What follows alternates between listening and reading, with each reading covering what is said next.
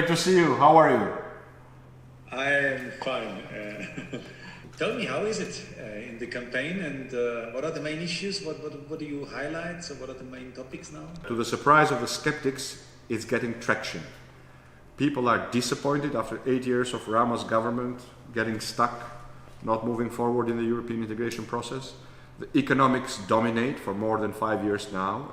The main concerns are rule of law, the fight against corruption and organized crime, which the resolution highlights very well, the draft resolution, but also the European Council decisions.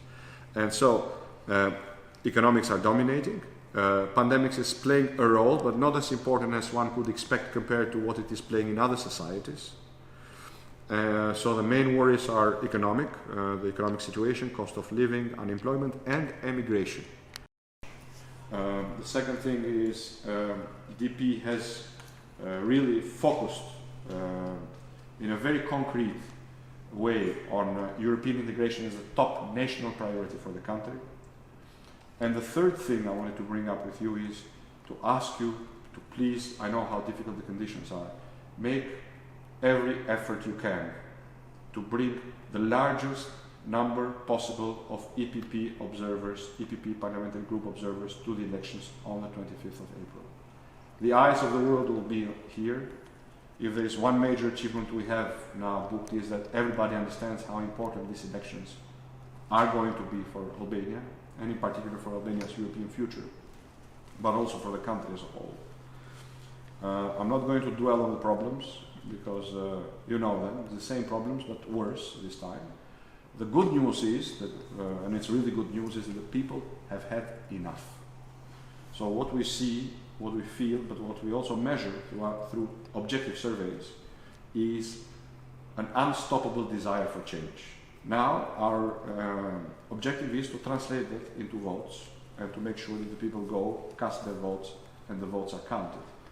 And regardless of all these challenges, my main request to you is to please make every effort to have the largest possible number of EPP observers, and in particular EPP parliamentary group observers on the ground. Thank you so much for the overview. And you know, for us as EPP politicians, it's always great to hear that we can pass a message that we are the body of future of real reforms, of those who are really are the guarantors for a future in integrated in European friendship. That's great to hear. And may I ask you about you know, for us in the classical countries, like for me in Germany, it's sometimes probably not imaginable how difficult things are for you to do campaign and manage things in these circumstances. So how is it in the practical terms now, with media, with all the activities there, with doing campaigning there? Do you really have enough, let me say, openness, support, readiness to consider and have enough access to everything on the infrastructure side what you need? Or please give me a little bit an insight about how these practical things are working. If you look at the elections part of the draft resolution and the Council's 15 conditions, you will see that they take clues from the audio reports of the last elections. And the audio reports of the last elections have highlighted some main problems. First amongst them is vote buying,